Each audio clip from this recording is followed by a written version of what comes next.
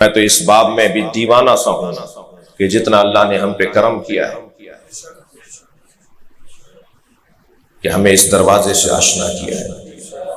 ماں باپ کا احترام اس وجہ سے بھی کریں کہ وہ پاک طینت ہیں، انہوں نے ہمیں انگلی پکڑ کر لاتے تھے، گودی میں اٹھا کر لاتے تھے، اور ماؤں کا تو ہم پر دوہرا احسان ہے، ہم پیدا ہونے سے پہلے کے حسینی ہیں۔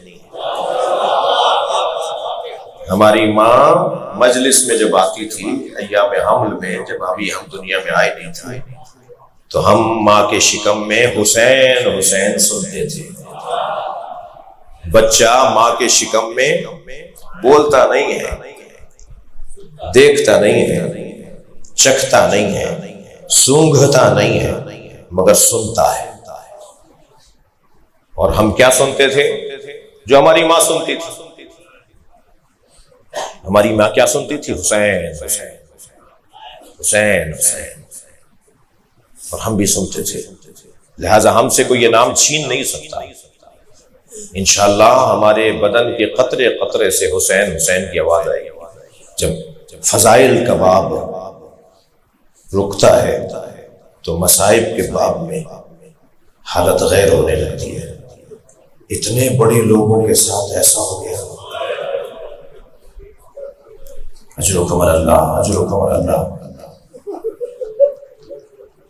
جنہوں نے لوگوں کو علم دیا، جنہوں نے لوگوں کو تقویٰ بتایا، جنہوں نے لوگوں کو شجاعت اور سخاوت کا سبق دیا، جو اپنے قاتل کو بھی شربت پلاتے ہوئے، جو کربلا کے میدان میں بھی لوگوں کو مارتے مارتے امام حسین نے 10 سپاہیوں کو ایک شخص نے دیکھا کہ چھوڑ دیا، حسین اسے جانے دیا، بھاگنے دیا، تو جو دیکھ رہا تھا، نوٹ کر رہا تھا کہ حسین ایسے لوگوں کو جانے دیتے ہیں، مارتے نہیں ہیں۔ تلوار گردن پر تھی، ایک جنبش میں سر اتر جاتا مگر ہٹا لی کہ یہ چلا جائے۔ تو اس نے آواز دے کر کہا، اے حسین تم لوگوں کو مارتے نہیں ہو، چھوڑ دیتے ہو۔ تو امام نے اسے جواب دیا، اس کی نسل میں مومن آنے والا ہے۔ اللہ اکبر، چار لوگ ہیں، اجرکم اللہ۔ بات امام حسین کی ہو گئی، سلام تو 4 سادہ بچی پر ہو، معرفت کی حد ہے۔ سلام ان بیویوں پر جو بنی ہاشم کی عورتیں نہیں تھی۔ جناب ام فروا شب عاشور حضرت قاسم سے یہی تو کہہ رہی تھی کہ میں غیر خاندان کی ہوں، کہیں ایسا نہ ہو کہ تمہارے یہاں کوئی کوتاہی ہو جائے تو لوگ یہ کہیں کہ ماں کے دودھ کا اثر ہے،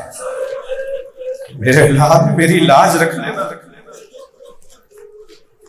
اور جب دوسرے دن پامال لاشا آیا تو امام حسین نے جناب ام فروا سے کہا، بھابھی آپ کی قربانی تو ساری قربانیوں میں منفرد ہے، اجرکم اللہ اجرکم اللہ، آپ آمادہ ہو جائیں۔ اپنے بچے کا ٹکڑے ٹکڑے لاشا دیکھ کر فرمایا، بھائی حسین مجھے قاسم کا کرتا دے دیا۔ ایک ماں کی آرزو تھی، امام حسین نے نہیں فرمایا کہ بھابھی وہ کرتا تو چاک چاک ہو گیا، تار تار ہو گیا، اس کرتے کا کیا کریں گی جو گھوڑوں کی ٹاپوں سے تار تار ہو گیا، مگر امام حسین نے کچھ ہی دیر میں وہ چاک چاک تار تار کرتا جناب ام فروا کو دے دیا۔ بیوی اسے اپنے خیمے میں لے گئی، عصر عاشور خیمے لوٹے، یہ قافلہ اسیر ہوا، اسیر ہو کے کوفہ سے شام گیا۔ شام میں اسیری کے بعد رہائی ملی تو کچھ تبرکات بھی واپس آئے۔ ہر بیوی نے اپنی اپنی گٹھڑی اٹھائی ہوئی تھی۔ بی بی ام فروا نے اپنی گٹھڑی سینے سے لگائی تھی۔ جب یہ قافلہ شام سے کربلا اور کربلا سے مدینہ آیا نا تو فرمان لگی، میرا اونٹ جنت البقیع لے جاؤ۔ جنت البقیع پہنچی تو قبر امام حسن کے برابر میں بیٹھ کے گٹھڑی کھولی، خون بھرا کرتا نکالا، امام حسن کی قبر پہ پھیلا دیا۔ اے میرے والی تمہارے بچے کی نشانی لے کر آئی، اجرکم اللہ اجرکم اللہ۔ جب آپ بلند آواز سے روتے ہیں امام جعفر صادق دعا دیتے ہیں، یا اللہ ہمارے عمر کو زندہ کر رہے ہیں، یا اللہ یہ ہمارے عمر کو زندہ کر رہے ہیں، اجرکم اللہ۔ اجرکم علی اللہ۔ عزادارو، جس مصائب کے بیان پر مجھے آج کی مجلس مکمل کرنی ہے، اس کے بعد ہم امام کے تابوت کی زیارت کریں گے، ماتم ہوگا، عزاداری ہوگی، ماتم دانی نواخوانی ہوگی۔ امام کی شہادت شوال کے مہینے میں 15 یا 25 شوال۔ یوں تو اس گھرانے کو نئے نئے انداز سے ستایا گیا، کوئی ایسا ظلم کا طریقہ نہیں تھا جو اہل بیت پہ آزمایا نہ گیا۔ کمال اس گھرانے کا ہے کہ ہر مصیبت پر اللہ کا سجدہ بڑھتا چلا جاتا۔ سنیں گے زین العابدین مولا نے شب 11 محرم شام غریبہ سے صبح تک ایک سجدے میں گزاری ہے، اور سجدے میں ذکر تھا شکرن شکرا حقاً حقا، یا اللہ تیرا شکر ہے، تو نے اتنا بڑا کام ہم سے لیا۔ اجرکم علی اللہ۔ اس گھرانے کا انداز ہی کچھ اور ہے۔ جب حضرت مختار نے ان لوگوں کو گرفتار کیا جو امام حسین کی شہادت کے وقت اس حلقے میں تھے جو حسین کو مارنا چاہتا تھا، ان لوگوں کو گرفتار کیا، تم بتاؤ آخری وقت میں حسین کیا بول رہے تھے؟ تو ایک نے کہا امیر جب شمر خنجر چلاتا تھا تو ہر ضربت پر آواز آتی تھی الحمدللہ، سبحان اللہ، ماشاء اللہ، بسم اللہ وباللہ وفی سبیل اللہ۔ وہاں خنجر چلتا تھا، وہاں حسین اللہ کا ذکر کرتے تھے، اجرکم علی اللہ، اجرکم علی اللہ۔ یہ اتنے عظیم لوگ، اس گھر کے ساتھ جو مصیبتیں، جو مصائب اس گھر پہ ڈھائے گئے، ان میں ایک مصیبت کا عنوان بڑا عجیب ہے، اس گھر کو آگ لگائی گئی۔ جو رونے آئے ہیں اپنی آوازوں کو آزاد کریں گے، مجھے 2-3 مثالیں اور اپنی بات کو مکمل کرنا ہے۔ جناب زہرا کا دروازہ جلایا گیا، ساری مسجد آئی تھی، عزاداروں گھر کو آگ لگانے ہیں۔ اجرکم علی اللہ، اجرکم علی اللہ۔ یہ گھر معمولی گھر نہیں ہے۔ نبی کھڑے ہو کے جہاں سلام کرتے ہو، جب دروازہ آدھا جل گیا تو ایک شخص نے اپنے نوکر سے کہا کہ اسے لات مار کے گرا دے۔ جب خنفس نے اسے لات ماری تو دروازے کے نیچے جناب زہرا ہے۔ اجرکم علی اللہ، اجرکم علی اللہ۔ حق ہے ایسے ہی رونا۔ ایک مرتبہ آواز آئی یا فضہ تو خذینی، اے فضہ مجھے سنبھالو، میرا محسن شہید ہو گیا۔ اجرکم علی اللہ۔ دروازے کو آگ لگائی گئی جناب زہرا کے۔